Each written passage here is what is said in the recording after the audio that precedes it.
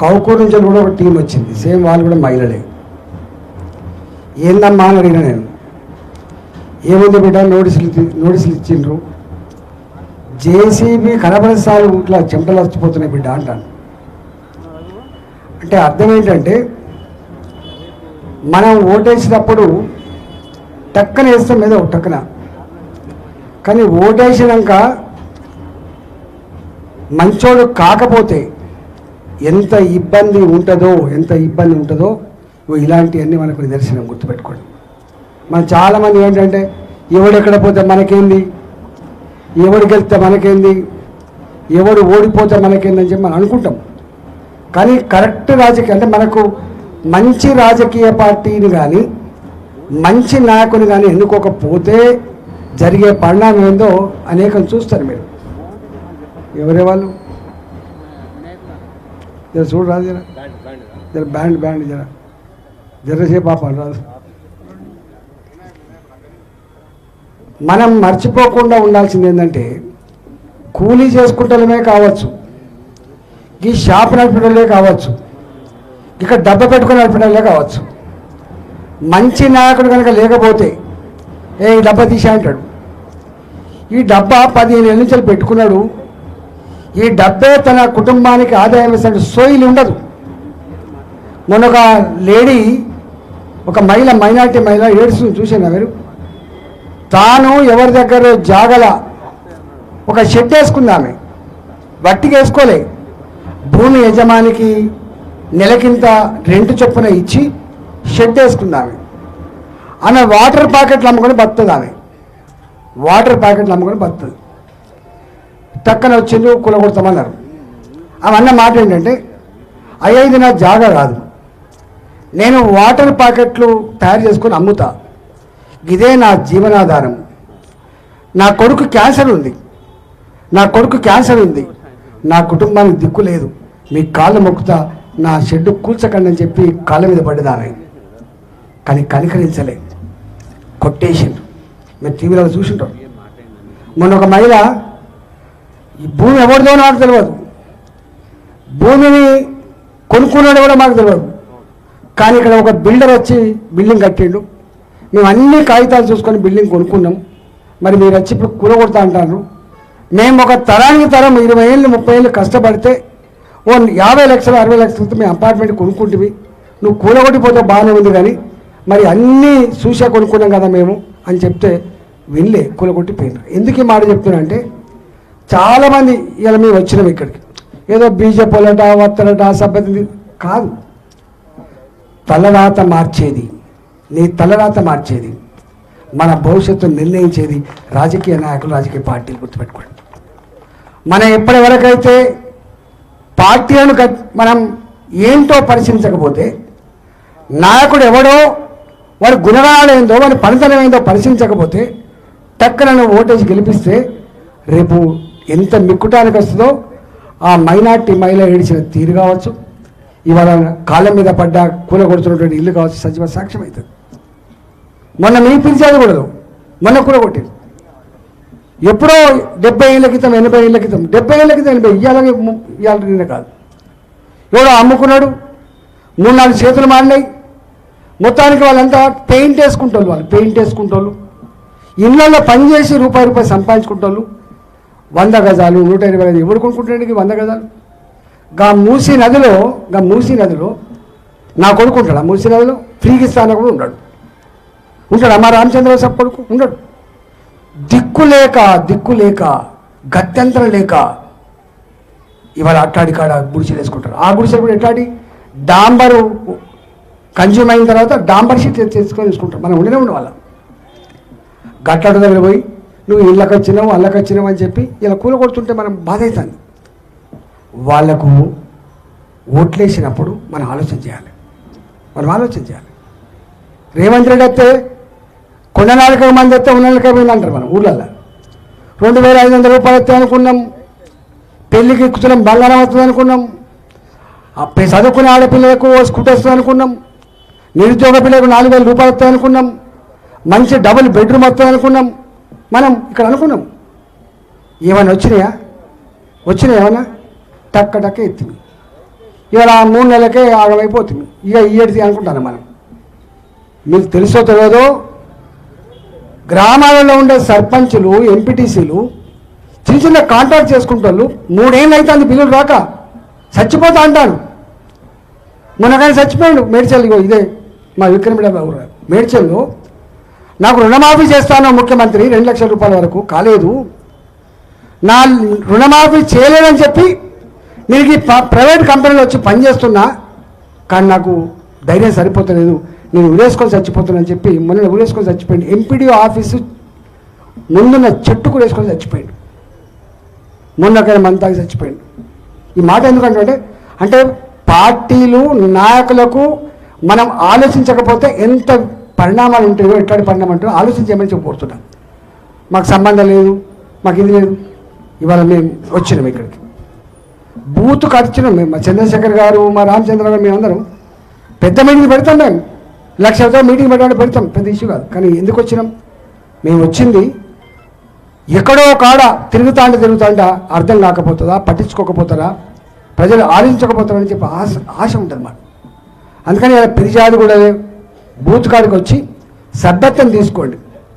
Bharatiya Janata party ఇవాళ 10 ఏళ్ళగా తెలంగాణలో అధికారం రాకపోవచ్చు, కానీ దేశంలో నరేంద్ర మోడీ గారు 10 సంవత్సరాలుగా పరిపాలన చేస్తున్నాడు. ఏమవుతుందో మనం చూస్తున్నాం. వెనకట్టక లేదు, ఎడ్డోళ్ళం కాదు మనం. సెల్ ఫోన్లు తెలుస్తుంది అన్ని విషయాలు. ఇవాళ నరేంద్ర మోడీ గారు 10 సంవత్సరాలు ప్రధానమంత్రి చేసిన తర్వాత కూడా ఇవాళ వచ్చి ఆయన సభ్యత్వం తీసుకుంటామంటే పార్టీకి, మేము వచ్చి సభ్యత్వం తీసుకుంటాం, మేము వచ్చి మీ దగ్గరికి ఇంటింటికి వచ్చి సభ్యత్వం చేసుకుంటామంటే మనం మంచోని. కేసీఆర్ చెప్తాను, గాజులకు గడ్డి వేసి ఆవులకు పాలు పిండి వస్తుందా? రాలేదు కాబట్టి పోయిండు ఆయన, రాలేదు కాబట్టి పోయిండు. అందుకని నేను అంటున్నా, ఇలా మేము వచ్చినాం సభ్యత్వ నమోదు కోసం వచ్చినాం. ఎక్కడో కేరళలో ఉంటాయని ఎందుకు రావాలి? మంచిగా వేరే పార్టీలకు ఇట్లా ఉండనే ఉండదు, కూర్చొని రాసుకుంటారు. కాంగ్రెస్ పార్టీకి సభ్యత్వం ఉండేది ఉండదు. గాలి ఎత్తే గెలుస్తారు, గాలి లేకపోతే పోతారు వాళ్ళు. కానీ గాలి ఉన్నా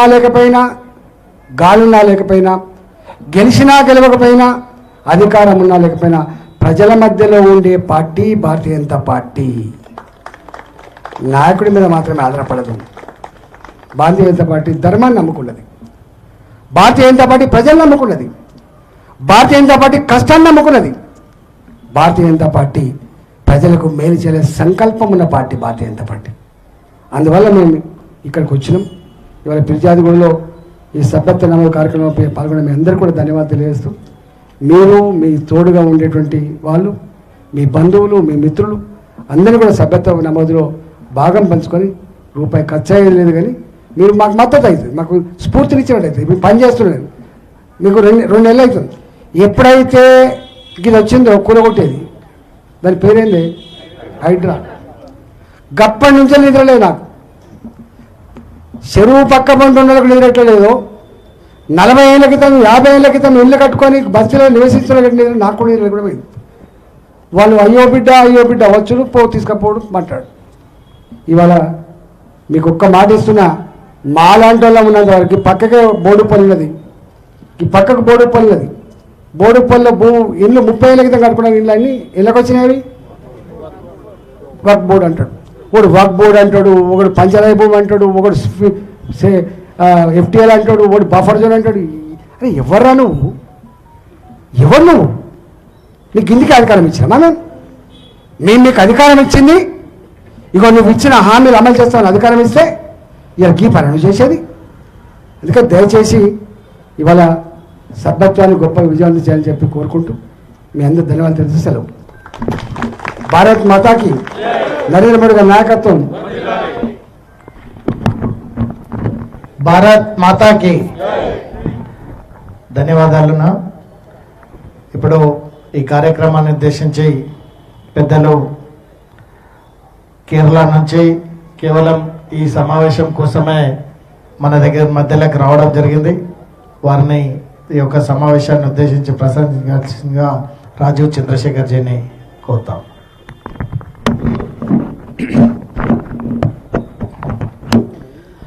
मंच में विराजमान हमारे बीजेपी की तेलंगाना के नेतागण और यहाँ पर जो पधारे हैं भाई बहन कार्यकर्ता मित्र आप सबको मेरा नमस्कारम। मैं कुछ ज़्यादा विस्तृत रूप से नहीं बोलूँगा। रामचंद्र राव गारू और हमारे सीनियर लीडर और नेता एटला राजेंद्र गारू ने बहुत विस्तृत रूप से इस पे बात किया है, लेकिन मैं आपको जरूर बोलना चाहता हूं और आपके सामने रखना चाहता हूं कि सितंबर 2 हमारे प्रधानमंत्री, देश के नेता, भाजपा के नेता नरेंद्र मोदी जी ने ये सदस्यता अभियान, मेंबरशिप ड्राइव उन्होंने इनॉग्रेट किया था, लॉन्च किया था। और इस सदस्यता अभियान के पीछे क्या ऑब्जेक्टिव्स हैं, क्या गोल्स हैं, मैं आपके सामने रखना चाहता हूं। हमारा देश जो दुनिया में सबसे बड़ा और सबसे पुराना डेमोक्रेसी है, पिछले 10 साल से अगर इस डेमोक्रेसी में लोग के सभी देश भारत के डेमोक्रेसी के बारे में अभिमान करते हैं, तो इसके पीछे एक कारण है, क्योंकि भाजपा जो दुनिया के सबसे बड़ा पार्टी और इंडिया के सबसे बड़ा पार्टी एक बहुत डेमोक्रेटिक पार्टी है। और इस भाजपा में भाजपा का ताकत, भाजपा का शक्ति जो है, 2 प्रकार का शक्ति है। एक शक्ति है कार्यकर्ता का शक्ति, उनके मेहनत के प्रभाव और उनके मेहनत का शक्ति, और दूसरा है भाजपा के सदस्य, भाजपा का जो परिवार है उसका एक शक्ति। तो नरेंद्र मोदी जी ने ये जो प्रोग्राम सितंबर 2 को इनॉग्रेट किया है, इसका उद्देश्य यह है कि हम सब जितना ज्यादा से ज्यादा लोगों के सामने जाकर भाजपा के आइडियोलॉजी, भाजपा के जो काम, भाजपा ने जो किया है और भाजपा जो करना चाहता है, भाजपा जो भारत को विकसित भारत बनाना चाहता है, उसके बारे में बात करें। और इस परिवार में इस हमारे सोच सबका साथ, सबका विकास, सबका विश्वास का जो सोच है, उसके साथ ज्यादा से ज्यादा लोगों को जोड़े। युवाओं को जोड़ना चाहिए, महिलाओं को जोड़ना चाहिए, जो पहले से मेंबर है उनको जुड़ना चाहिए, और भारतीय जनता पार्टी का जो परिवार है उसको ज्यादा से ज्यादा मजबूत करे। तो मैं जब ये कहता हूं, कभी कोई लोग मुझसे पूछते हैं कि भाजपा के परिवार को मजबूत क्यों करना चाहिए, मजबूत तो है ही आज। इसीलिए क्योंकि पिछले 10 साल जो गरीब भूखे रहते थे उनको आज राशन मिलता है, सदियों से जिनको घर नहीं था घर मिलता है, जिसको इलाज के लिए ऋण लोन लेने पड़ते थे, पिछले 10 साल में नरेंद्र मोदी जी ने जैसे उनके जीवन में बदलाव लाया है। ये जो 10 साल का जो प्रगति हुआ है, नरेंद्र मोदी चाहते हैं कि देश को आगे बढ़ाएं, लेकिन जो वो सोचते हैं, वो जो चाहते हैं, उसको रोकने के लिए भारत के बाहर और भारत के अंदर काफी ऐसे शक्ति हैं जो भारत को नीचा करने के लिए, भारत को वीक करने की कोशिश में है। और उसके लिए एक ही जवाब है और एक ही हमारा एक रिस्पॉन्स हो सकता है कि जो भाजपा का परिवार है, जो भारत का परिवार है, उसको जितना शक्तिशाली बनाए, जितना विस्तृत रूप से लोगों को जोड़े, ताकि जो भारत के दुश्मन हैं, भारत के जो प्रगति के दुश्मन हैं, भारत के प्रगति को रोकना चाहते हैं, उनको हम निपट सकते हैं। आप सब जानते हैं, इटाला जी ने कहा भी, हमारे देश में ही हमारे देश के दुश्मन, हमारे देश में ही हमारे देश के प्रगति को रोकने वाले लोग रहते हैं। वो अपने आप को नेता कहते हैं, वो बाहर जाके देश को नीचा दिखाते हैं, देश के बारे में झूठ बोलते हैं। इन सब को निपटने के लिए, इन सब से ताकत से लड़ने के लिए और भारत को आगे बढ़ाने के लिए भारतीय जनता पार्टी का परिवार, भारतीय जनता पार्टी और नरेंद्र मोदी जी का सोच हर व्यक्ति तक पहुंचे और हर जो व्यक्ति भारत को सुधर कर देखना चाहता है, भारत को आगे बढ़ाना चाहते हैं, अपने परिवार को में बदलाव लाना चाहता है, वो भारतीय जनता पार्टी से जोड़े। मैं आप सबसे रिक्वेस्ट करता हूं, विनती करता हूं, सभी आपके दोस्त, आपके परिवार, आपके समाज, आपके कम्युनिटी, आपके नेबरहुड, आपके जिला, आपके बूथ ये जाकर बोले 8800002024 8800002024 में मिस कॉल करें और भारतीय जनता पार्टी के परिवार से जुड़े और भारत को और नरेंद्र मोदी जी के हाथ को मजबूत करके भारत को आगे बढ़ाएं। यही मुझे कहना है और कुछ कहना नहीं है। आप सबको मेरा बधाई, धन्यवाद देते हुए जय हिंद, भारत माता की।